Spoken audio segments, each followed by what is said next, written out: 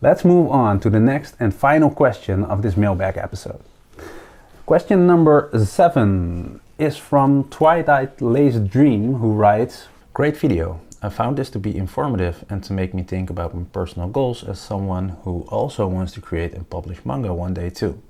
He or she is talking about the first video I did, Prep Yourself.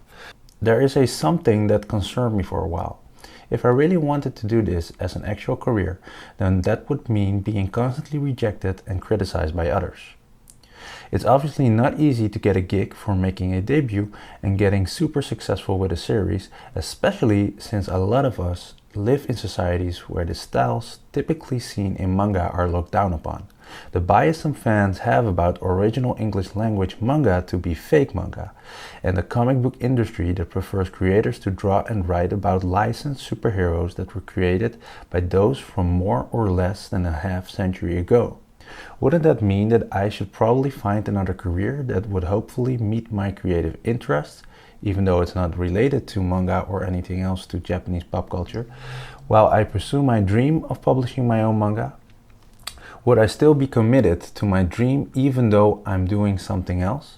I would have to get my money somewhere so I can survive, have a roof over my head, and to buy supplies to draw manga after all." Sorry, this is long, but I hope you're able to answer this. Even if you don't, thanks for the video, and I hope you post more up in the future. Good luck with your series. Thank you very much for this question, TwilightLaceDreams. It's a question that really hits the mark when it comes to making choices in life. What certainty do we have as manga artists that our manga becomes a well-known big manga title? Here's the dream breaker, Bammers. There is no certainty. I hate to tell you this, but there is no certainty. And I tell you why in a second.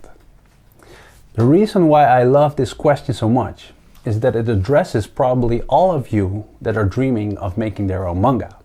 The biggest obstacle we as non-Japanese manga artists have in common is that the majority of manga readers consider our work to be fake manga. We hear things like, you are not a real manga artist. Your work looks too similar to the work of a Bleach or a Naruto. It's not made in Japan. It's not published in Japan, blah, blah, blah. Now, I'm not going to debate about what is a real manga and what not, because I hate debating. I've never seen the point of debating. Everyone is entitled to his or her own opinion. And if you really believe that you can only be considered a manga artist if you either come from Japan, live in Japan, be Japanese, or being published there, then that's your opinion. Let me just say this. If you really believe that, then you're an idiot. Then you have kept your blindfold on all this time and do not want to see what's happening around you. There are 4 words to prove that. Shonen Jump Manga Competition. Maybe none of you have considered this, but this competition being held in 2013 was an absolute groundbreaker. Shonen Jump has set things straight for once and for all, for anyone who questions non-Japanese mangaka. But to get back to the question, it remains a fact that the majority still looks down upon non-Japanese manga artists and see them as fake. And that's not because our work is not being truly manga, it's because there isn't an official market for it yet. So for you viewers out there who are creating their own manga project and wanted to become something like a Dragon Balls, a Naruto, a One Piece, Death Note or whatever, do not take your path lightly. Don't just go and think, I love manga, I want to become a mangaka and I'll never quit my dream. Think about it. There are thousands and thousands of Japanese artists spending their whole childhood growing up with anime and manga. It's their culture, they study it, they live it, and only a handful will make it. And we non-Japanese artists have no manga university and only create what we have seen and known from other manga. We have to compete with that. Think about it. By the way, if you want to work for Shonen Jump or want to get published in Japan in another magazine over there, that's not an impossible thing. Just know what you have to do to get there. It's a totally different level. So you'll probably have to work even harder when you want to get published in Japan. I'm sorry if I crushed your dreams, but I think it's necessary. That's what my video Prep Yourself is all about. Knowing what you have to face, and you can prepare for it better, and it allows you to anticipate your path better. So now that I've chewed up your ambition and spat it out, here's the bright side of that coin. The publishing world is changing, and that's where our chances are. I started answering this question by saying there is no certainty, right? Have you considered why? Because we still have to build it.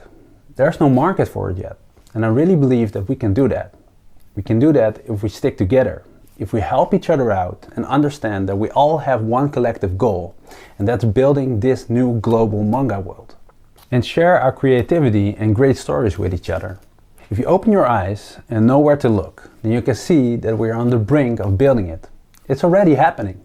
MangaMagazine.net is one of the front runners right now, and they are doing an heroic and an awesome job in building roads for us to walk on. Saturday AM is also doing the same great job. But the thing is, since it's all pretty new, we have to work harder for it, even if that means having another job on the side. So to answer your question, would you still be committed to your dream even though you're doing something else? Well, that entirely depends on how many guts you have, how many discipline, how big is your dream.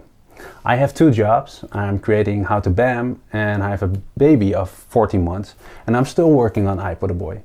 I do admit, it's a real struggle and can be very, very stressful. Also, working on multiple things at the same time divides your attention and therefore also your energy. So it can mean that things will take longer and be much harder to accomplish. But that's the same for many students making their manga. Many of you still have to study and graduate, but still find a way of making manga. But what I learned and what I like to pass on is always have a backup plan. Have it ready, and whatever the plan is, never let your manga project affect it. Balance things out right. You'll probably have to organize and plan things better or work harder than you ever did. That's just the way things are, but it will also make you stronger. If you like this video, then super smash that like button. And don't forget to subscribe to our How to BAM YouTube channel. It's a great way for staying updated for the latest shows and videos. If you also have a question about making manga that you want to be answered on our show, then send in your email to info@howtobam.com. Also, don't forget to check us out on Facebook and Twitter for some great giveaways and prizes.